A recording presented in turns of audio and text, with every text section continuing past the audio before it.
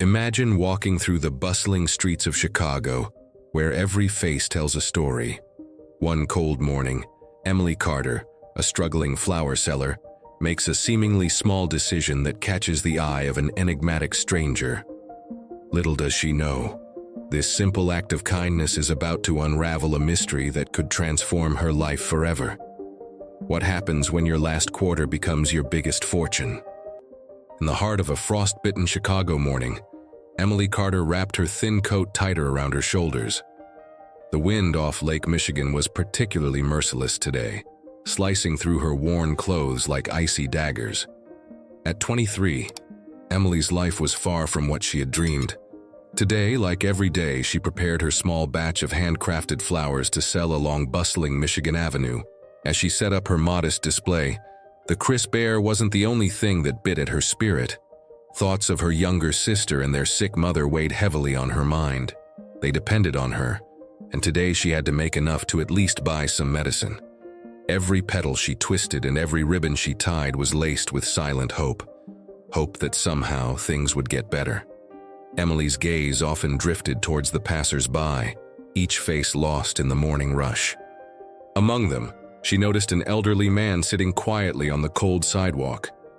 His presence was almost invisible to the hurried world around him, his age-worn eyes looking out from beneath a tattered hat. A simple cardboard sign lay by his side, etched with the words, "Just looking for kindness." Something about him struck a chord in Emily. Was it his silent dignity or the resigned loneliness she saw mirrored in his eyes? She knew all too well what it felt like to be unseen, another ghost in the bustling city. With only a quarter to her name, the exact amount she needed to buy a small cup of soup to warm herself later, she hesitated. This meager coin was supposed to be her only solace against the biting cold. But as she watched the old man shiver, her decision made itself. Approaching him, Emily bent down, her hand trembling slightly as she placed the quarter into his worn, open palm. The simple act felt monumental, laden with sacrifice and an inexplicable sense of connection. "May God bless you," she whispered, offering him a smile that carried her entire heart. The man's eyes met hers, and for a moment, there was a spark of something unspoken, a silent thank you that echoed deeply within her. With nothing left but hope, Emily turned back to her flower stand, her stomach growling but her heart strangely full. That night, Emily lay awake on a thin mattress at the shelter she and her sister called home, replaying her day. The man's face haunted her, not with sadness but with a poignant reminder of her own resilience.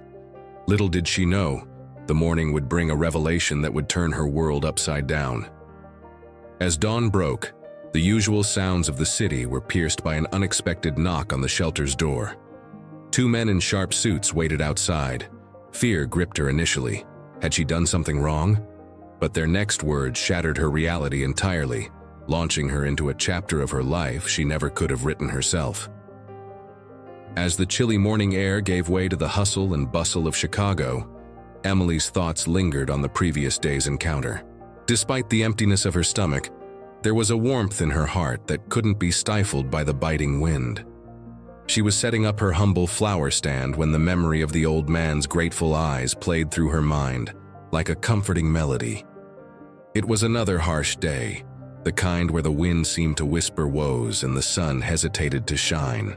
Emily adjusted her scarf, preparing herself for hours of hopeful waiting. Hoping that today people would notice her delicate flowers, hoping that today she would earn enough to ease just a bit of her family's burden. Her younger sister Sarah had asked her that morning, "Why did you give away our soup money to that man, Emily?" It was a simple question, filled with the innocence of youth and the harshness of their reality. Emily had only smiled, her answer a soft sigh lost in the shuffle of their cramped, cold living space. "Because sometimes, Sarah, kindness is all we can offer, and sometimes it's everything," she had said. Sarah didn't fully understand. How could she? At 10 years old, the world was as big as her dreams and yet as small as their tiny room. But Emily knew about the sacrifices one makes for a touch of human warmth, for a moment of connection in a city that often felt as cold as the winter it wore. As the morning wore on, Few stopped to admire Emily's flowers. Her hands were numb, her cheeks flushed from the cold, but her spirit remained unbroken. Each petal she touched reminded her of the reasons she stood there. A sick mother in need of medicine, a sister with dreams bigger than their reality, and now a stranger who had, in one fleeting moment, seen her, truly seen her. Around noon, a young couple paused by her stand, enchanted by the vibrant colors amidst the gray city backdrop. They listened as Emily described each flower's meaning, her voice a gentle timbre against the cacophony of city sounds. They left with a bouquet and a promise to return. It was a small victory, but a victory nonetheless. However, Emily's mind was elsewhere. She thought about the man, about his sign that asked for nothing but kindness. She wondered about his story, about what series of events had led him to that cold, hard sidewalk. Had he ever imagined such a fate for himself? Did he have a family somewhere, missing him, wondering about him? Her reverie was broken by the sight of an old woman, her steps uncertain but her eyes determined. She approached Emily's stand with a purpose. In her hand she held a newspaper, and she pointed to a headline that sent a shock through Emily's veins. It was about Richard Holloway, the reclusive billionaire who had vanished into the city's underbelly. "Isn't this the man you helped yesterday?" the woman asked, her voice a mix of curiosity and concern. Emily took the newspaper, her hands trembling as she read about the man she had known only as a face in the crowd, a recipient of her last quarter. The article painted a picture of a man lost and then found, but now gone forever. As the reality settled in, a mix of confusion and fear began to stir within her. What did this mean for her? What did this mean about the man she thought she had known only in passing? The morning had started like any other, but as the sun climbed higher, Emily felt the weight of a story unfolding. A story that was about to intertwine her life with a mystery she had never anticipated. The seeds of yesterday's kindness were germinating into a tale larger than she could have imagined, rooted in a past obscured and a future uncertain. The discovery of Richard Holloway's identity shook Emily to her core. As she stood by her flower stand, the newspaper article clutched in her hands felt heavier than the leaden sky above. The old man with sad eyes, who had seemed so frail and forgotten, was none other than a billionaire who had chosen the streets over the warmth of a mansion. The city around her buzzed with the usual intensity, but for Emily, everything had slowed down. Each heartbeat a loud echo in her chest. She pondered the man's motivations, his eccentric test of human kindness. Did his wealth isolate him so much from the world that he felt compelled to seek genuine human connection from strangers? The irony wasn't lost on her. In a city teeming with people, both she and Richard had been invisible in different ways. The more she thought about it, the more she realized how his sign, "just looking for kindness," was a deeper plea, perhaps a final attempt to connect with a world he'd grown apart from. That morning, without realizing, Emily had responded to that plea, her small act of giving her last quarter now taking on monumental significance. As she continued selling her flowers, her mind was a whirl of thoughts.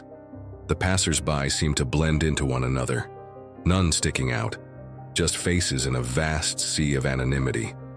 She wondered if Richard had felt that way too, watching the lives of others move forward while his stood still.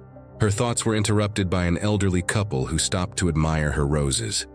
The woman's gentle smile and the man's thoughtful gaze as they selected flowers reminded Emily of simpler joys. They chatted briefly about the weather and the beauty of having flowers in the home during such cold months. It was a brief interaction, but for Emily it was a reminder of why she stood out here day after day. But the serenity of the moment was short-lived.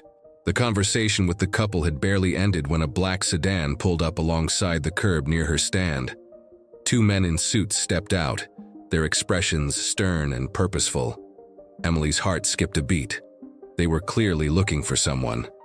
They approached her directly, confirming her fears. "Are you Emily Carter?" one of them asked in a tone that brooked no argument. Emily nodded, her voice a mere whisper. "Yes, that's me." "We need you to come with us," the other man said, glancing around as if wary of prying eyes. Emily felt a chill that had nothing to do with the winter air. Were they police? Lawyers? She had no idea what legal troubles she could have possibly stumbled into. Her mind raced as they escorted her to the car. The ride was silent, the men offering no clues as to where they were taking her or why. The city passed by her window in a blur, each street corner a snapshot of her life as she knew it, potentially slipping away. They arrived at a grand building downtown, one of those places she'd only ever seen from the outside. Ushered into a plush office high above the city, Emily was left alone for what felt like an eternity, the ticking of the clock loud in the opulent room. When the door finally opened, it wasn't a policeman or a stern lawyer who entered, but an older woman with kind eyes and a reassuring smile. "Emily, I'm sorry for the fright. My name is Martha, and I was a close friend of Richard Halloway's. There's a lot to explain, and I'm here to help you understand your part in his final act." The flood of relief was palpable, but so was the surge of curiosity. As Martha sat down and began to unfold the story, Emily realized that her life was about to change in ways she couldn't have imagined. The mystery of the old man with the sign was deeper than she thought, and she was now a part of his final chapter. Martha's office was filled with the gentle hum of the city below, the tall windows showcasing a skyline that seemed at once a part of Emily's life, and yet worlds away. Richard was a man of complex emotions and even more complicated decisions. Martha began, her voice steady and comforting. "You met him during what he called his final test of humanity." Emily sat, absorbing every word, her hands nervously folded in her lap. Martha explained how Richard had grown increasingly disillusioned with the superficial relationships his wealth attracted. He wanted to know if people could value connection over currency, kindness over wealth. It was a lot for Emily to take in. Here she was, a simple flower seller, suddenly thrust into the legacy of a man who could have changed her life with a check, but had chosen instead to change it with a challenge. He wore his disguise as a beggar to see the world as it truly is, to see people as they truly are. Martha continued. As the narrative unfolded, Emily learned that Richard had been planning this for years, setting aside a special fund for whoever passed his test. It wasn't just about giving away his fortune. It was about leaving it to someone who exemplified the virtues he felt were fading from the world. "And he chose you, Emily," Martha said with a gentle smile. The revelation sent a shiver down Emily's spine. Me? Why me? The questions raced through her mind, but the calmness in Martha's eyes reassured her. "He saw something in you, Emily. Something perhaps you've never dared to see in yourself." The conversation turned to the practicalities of what this inheritance meant. There were lawyers to meet, documents to sign, and a media storm to navigate. Richard's family, wealthy and influential, had not taken kindly to the news of their patriarch's unusual will. "They're challenging the will, of course," Martha said with a sigh. "They claim Richard was not in his right mind. They don't know about the coin, do they?" Emily asked, the weight of her last interaction with Richard suddenly gaining immense significance. Martha shook her head. "No, and it's best it stays that way until we are ready." Ready for what? The question hung in the air, but Emily felt it was better left unasked for now. Martha assured her that she had the best legal support and that they would fight to uphold Richard's last wishes. As Emily left Martha's office, the sun was setting, casting long shadows across the city streets. Her mind was a whirlwind of thoughts. From the desperation of her daily struggle to the surreal reality of her new circumstances, everything felt both intensified and unreal. She returned to her small corner of the city, to her flower stand, now laden with a significance she could never have imagined. The flowers seemed to bloom brighter, the colors more vivid against the backdrop of her transformed life. Yet the uncertainty of what lay ahead made her heart heavy. That night, as she lay in her modest bed, the image of Richard's kind eyes haunted her. What did he really see in me? The question was not one of doubt but of wonder, of a burgeoning hope that perhaps she could live up to the legacy that had been thrust upon her. With the dawn of a new day, Emily knew she had to prepare. The battle for Richard's legacy would be about more than money. It would be a testament to her character, to the kindness that had unknowingly altered the course of her life. And as the first light of morning filtered through her window, she felt a resolve stirring within her, ready to face whatever challenges lay ahead. The days that followed were a whirlwind of activity for Emily. Every morning she awoke in her small, shared room, feeling the weight of her new reality pressing down upon her. The air around her felt different, charged with a silent expectation.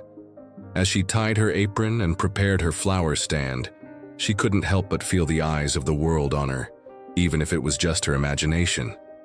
She met with Martha regularly, each meeting a mix of mentorship and legal planning.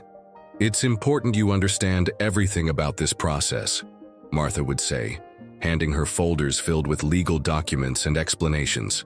The legal jargon was overwhelming, but Emily was determined to grasp every bit of it. One afternoon, as she sorted through a new batch of dahlias and roses, a gentleman in a crisp suit approached her stand. His demeanor was calm, but his eyes were sharp, analyzing. "Miss Carter?" he inquired, and upon her nod, he continued, "I'm Thomas Eldridge, one of the attorneys representing Richard Halloway's estate." His introduction set a chill down her spine. Emily straightened up, clutching a dahlia slightly too tightly. The attorney noticed her tension but offered a reassuring smile. "I'm not here to cause trouble, Emily. I'm here because I believe in what Richard wanted," he explained. Their conversation moved from the busy street to a quiet cafe nearby. Thomas laid out the challenges ahead. Richard's family was gearing up for a legal fight, claiming the will was a result of an unstable mind influenced by his eccentric lifestyle. "They can't accept that he chose an outsider, especially not someone from such humble beginnings," Thomas said, his voice a mix of disdain for their prejudice and sympathy for Emily's position. "But why me?" Emily asked, the question that had haunted her since the day she learned of her inheritance. Thomas leaned back, his eyes thoughtful. "Richard saw something pure and genuine in you, Emily. He watched you long before you gave him that quarter. He saw how you interacted with others, your kindness, your resilience. That's why he chose you." The explanation brought a mix of pride and pressure. To be seen so deeply by someone she had barely known was both comforting and overwhelming. "What happens now?" she ventured, her hands wrapped around a warm cup of coffee for comfort. "We prepare," Thomas replied simply. "We prepare your statement, gather evidence of your character, and most importantly, we tell your story. The story of a young woman who embodies everything Richard valued." The weeks rolled into months, each day a blend of routine and new encounters, the legal meetings, the media scrutiny, and the quiet moments at her flower stand where she reflected on her journey. She started documenting her thoughts, her experiences in a journal, a suggestion from Martha to keep her grounded. One crisp morning, as the first hints of spring began to soften the winter air, Emily received a call from Thomas. "There's been a development," he said, his voice a mixture of caution and optimism. "We've found something in Richard's personal notes, something that could help us significantly." As she closed her flower stand early that day, her mind buzzed with possibilities. The upcoming court date loomed over her, but so did the promise of resolution. Whatever Richard's notes contained, Emily knew that the next chapter of her life was about to begin. It was as if Richard was still guiding her, his belief in her kindness a beacon as she navigated through the storm he had left behind. As the day of the court hearing approached, Emily's nerves frayed like the edges of the old hat Richard had worn. Each morning, as she watered her flowers, she practiced the words she might say, each phrase a petal in the bouquet of her defense. The city, with its relentless pace, seemed to pulse in sync with her racing heart. The revelation in Richard's personal notes had been a glimmer of hope, passages where he mused about his quest for authenticity and human connections. He had written about Emily before they ever spoke, noting her kindness to others, her patience, her genuine smile. It was more than evidence, it was a validation of her worth, seen through the eyes of a man who had sought the truth in people. Martha was a constant presence, her wisdom and encouragement a steadying force. "Remember, this isn't just about the money, Emily. It's about proving that genuine kindness exists, and it's worth everything." Martha reminded her one crisp morning, the sun casting long shadows over the park bench where they sat, strategizing. Thomas, too, was more than just a lawyer to Emily now. He had become a mentor, guiding her through the legal complexities with patience and clarity. "The family will try to paint a picture of Richard as eccentric, out of touch," he explained during one of their sessions. "But we will show them the man who saw the world more clearly than anyone." The day before the hearing, Emily visited the spot where she had first met Richard. The city seemed to hold its breath as she stood there, the weight of the impending day pressing down upon her. She left a single dahlia there, a silent tribute to the man who had changed her life. That night, Emily could hardly sleep. Her mind replayed every possible scenario, each tinged with fear and hope. She was a fighter, always had been, but this fight was different. It was laced with the surreal, the incredible story of a billionaire who had disguised himself as a beggar to find something real. Morning dawned, gray and unassuming, as Emily prepared herself.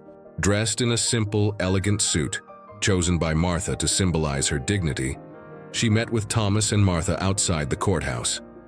The building loomed large, its steps daunting, but her companion's presence fortified her resolve. Inside the courtroom was a flurry of activity. Richard's family was there, their expressions a mix of disdain and anger. They didn't see her, not really. They saw a threat to their inheritance, an interloper in their privileged world. Emily felt their stares, cold and calculating, but she held her head high. As the proceedings began, the judge's voice seemed to echo through the room, each word a gavel in itself. Emily listened, her heart pounding, as the family's lawyers painted Richard as delusional, his actions the whims of a man lost in his own fantasies. But when it was Thomas's turn, he spoke of Richard's clarity of vision, his deliberate choice to find humanity in its purest form. And when Emily stood to speak, her voice was steady, her story heartfelt. She spoke of the day she met Richard, of her life before and after, of what the quarter meant, not just money, but a symbol of hope, a testament to the kindness that still thrived in the corners of a harsh world. The courtroom was silent when she finished, the weight of her words hanging in the air. The judge looked at her, perhaps truly seeing her for the first time, and Emily knew no matter the outcome, she had honored Richard's legacy. She had stood up and proved that in a world often shrouded in cynicism, kindness could still be the richest currency. In the quiet aftermath of her testimony, Emily felt an unfamiliar stillness settle over her. As the court adjourned for the day, whispers filled the air, a murmuring sea that seemed to part around her as she walked out. She felt the weight of eyes upon her, some curious, others judgmental, as she navigated through the throng of onlookers outside the courthouse. The evening was cool and the fading light cast long shadows on the sidewalk. Emily walked slowly, her mind replaying the courtroom scenes. Every word she had spoken seemed to echo back at her, each one laden with the gravity of what was at stake. Not just a fortune, but her integrity and the validation of Richard's last wish. Later, at a small cafe that had become her refuge, Emily sat alone at a corner table. The chatter around her faded into a dull hum as she sipped her coffee, the warmth of the drink little comfort against her churning thoughts. She knew the battle was far from over. Richard's family was relentless, their legal maneuvers as cold and calculated as their glares. Over the next few days, Emily met frequently with Thomas and Martha. They pored over documents and planned their next steps meticulously. Thomas explained the legal intricacies, while Martha offered wisdom on the human elements of the case. "This is more than just a legal battle, Emily.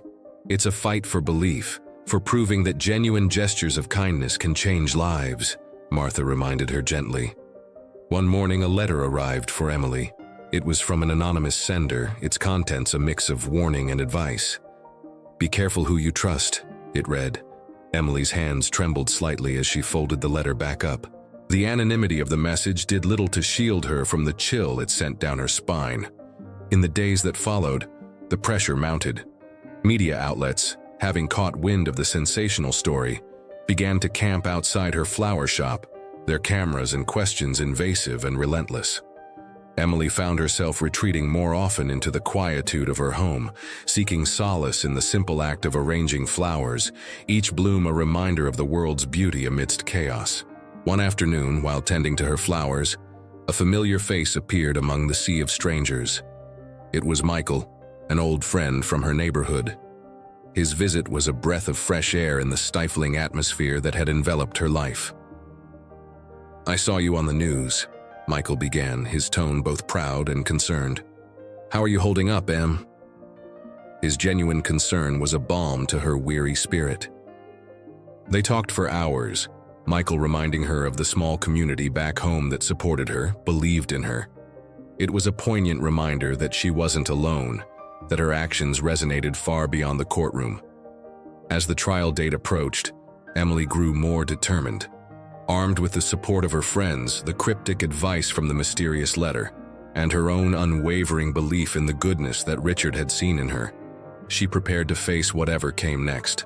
One evening, just before the final court session, Emily visited the place where she had given Richard the quarter. Standing there, she felt a sense of full circle, of destiny intertwining with the threads of everyday life. She left another flower there, a silent promise to uphold the values that had brought her this far. As she walked back through the quiet city streets, Emily felt a renewed sense of purpose. The trial might decide her financial future, but it could not dictate the richness of her spirit or the truth of her actions. With each step, she felt more ready to face the coming storm, her resolve fortified by the challenges she had overcome and the support that surrounded her. On the final morning before the court convened, Emily stood before her mirror, her reflection more composed than she felt. The suit she wore was no armor against the barrage of emotions that threatened to overwhelm her, but it lent her an air of confidence she desperately needed. Today would be the culmination of months of turmoil and challenge.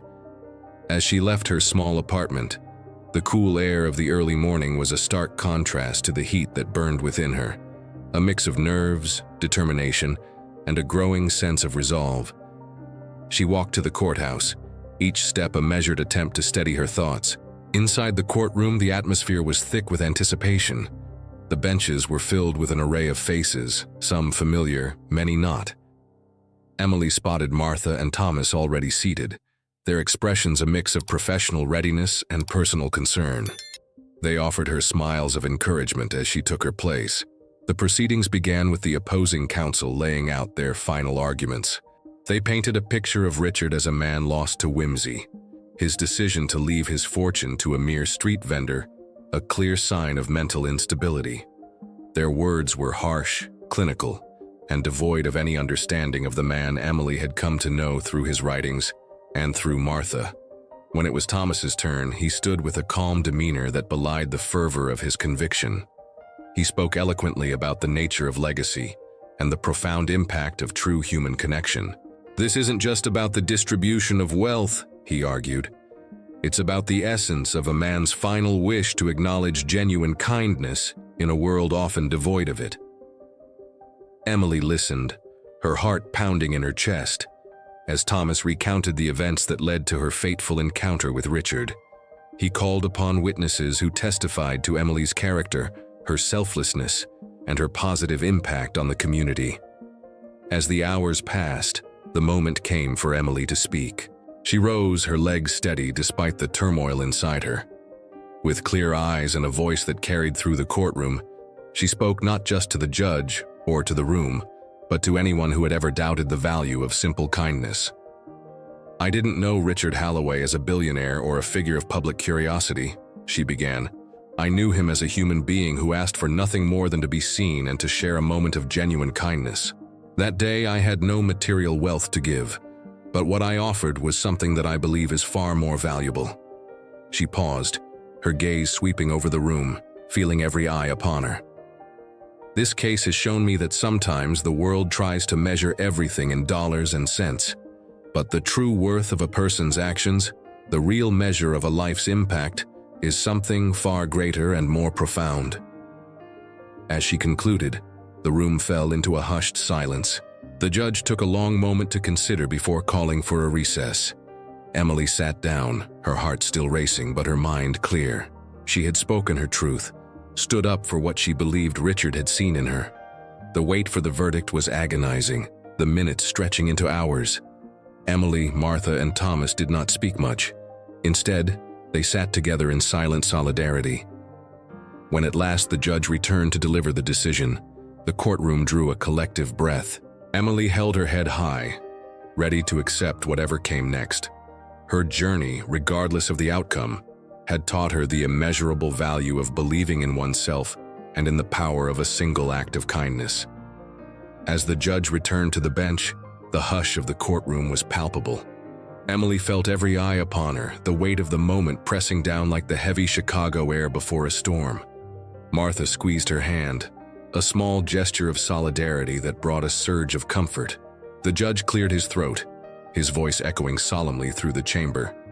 "In the matter of the estate of Richard Halloway," he began, his tone measured and grave, "we are gathered to conclude whether his last will reflects his true intentions and sound mind." Emily tensed, her breath held in suspense. The room felt incredibly still as the judge continued, detailing the testimonies and evidence presented. Emily's heart beat in sync with the slow tick of the clock on the wall. This was it, the culmination of all her efforts and anxieties laid bare before the eyes of the law. The judge spoke of Richard's history, his eccentricities, and his profound solitude. "However," he added, shifting the tone, "the law does not dismiss a will simply because the benefactor was unconventional. We must look deeper, at the essence of his actions and the consistency of his character."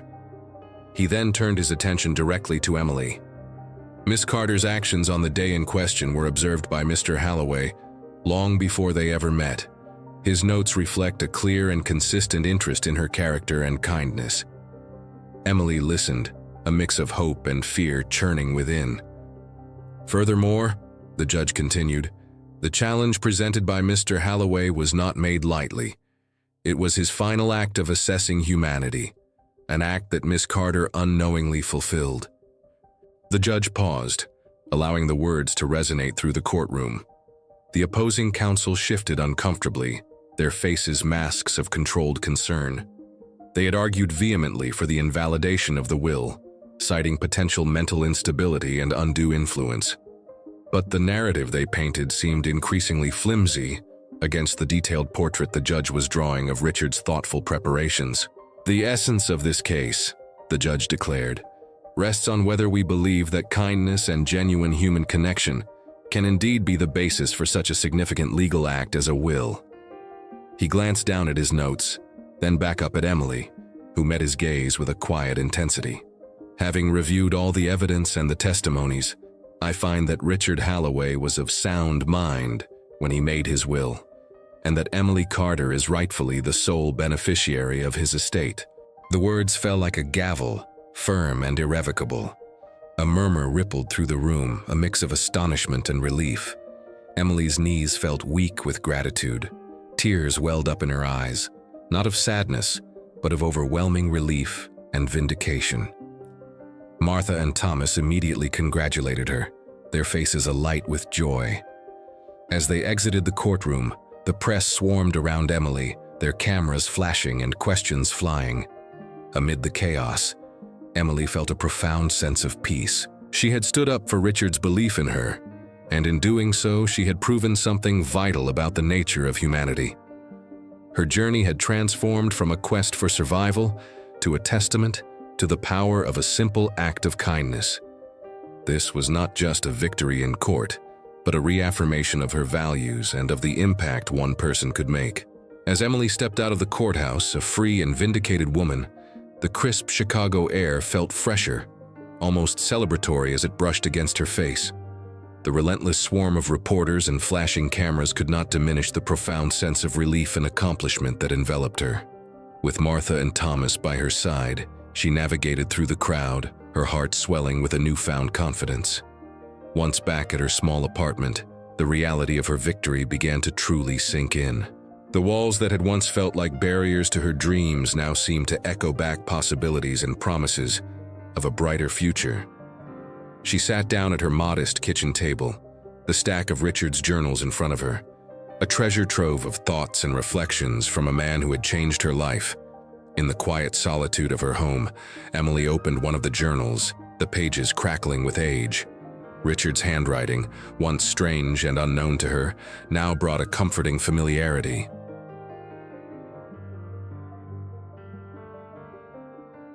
She read about his hopes, his disillusionments, and his quest for authenticity, in a world he felt increasingly disconnected from. Each entry revealed more of the man behind the legacy, deepening her understanding and appreciation for the gift he had entrusted to her. The following day, Emily returned to her flower stand, not out of necessity, but to honor the place where her fate had changed. The customers greeted her with warmth, many having followed her story through the media. Her flowers seemed brighter, her arrangements more inspired, as if each petal and leaf were imbued with the essence of her journey. As the weeks passed, Emily used her inheritance in ways that she believed would honor Richard's legacy. She set up a foundation aimed at supporting those who were struggling to make ends meet, ensuring that acts of kindness were not just recognized, but rewarded. She also invested in community projects, focusing on areas of the city that had long been neglected. One particular project close to her heart was the renovation of the local community center, a place where she and her sister had spent many days dreaming of a better life. Now, Emily had the means to give back, to create a space that could foster dreams for others. She envisioned art classes, free libraries, and workshops on various crafts and skills, opportunities she wished she had had growing up. Amid these projects, Emily found a sense of purpose that went far beyond the financial freedom she had gained. She realized that her true inheritance was not the money, but the spirit of generosity and connection that Richard had epitomized and passed on to her. One sunny afternoon, as Emily arranged a bouquet of vibrant dahlias and soft roses, a young girl approached her stand. She looked up at Emily with wide, hopeful eyes, clutching a single dollar in her hand.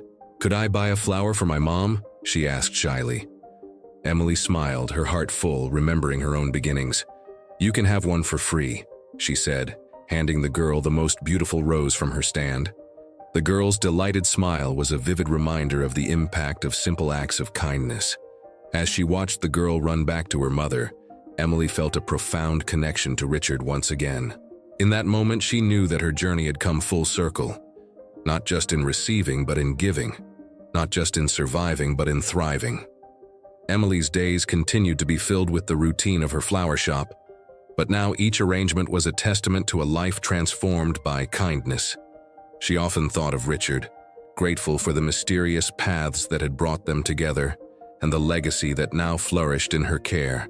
Through her actions, Emily had not only honored Richard's memory, but had also woven his values into the fabric of her community, ensuring that his quest for human connection lived on, one flower, one act of kindness at a time. In the tapestry of life, each thread we weave carries the potential to create a lasting impact. Emily's story is not just a tale of unexpected fortune. It's a profound reminder of the transformative power of kindness.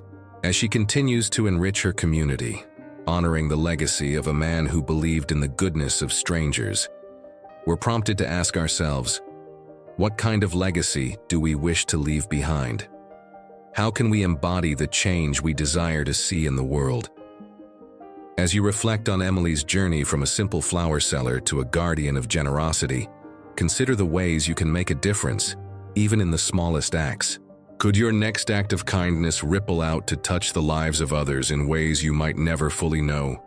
This story is a testament to the fact that it's not our wealth that defines us, but our capacity to affect others positively. In a world often clouded by cynicism and self-interest, stories like Emily's shine brightly, guiding us toward empathy and compassion.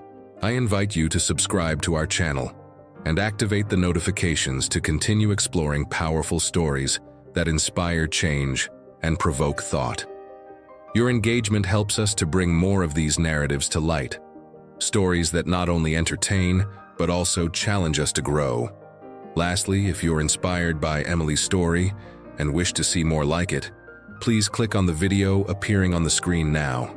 Dive into another journey that could further shift your perspective on life and the impact of simple human kindness. Thank you for watching, and remember, the smallest gesture can lead to the most significant change. Let's make kindness a cornerstone of our legacies.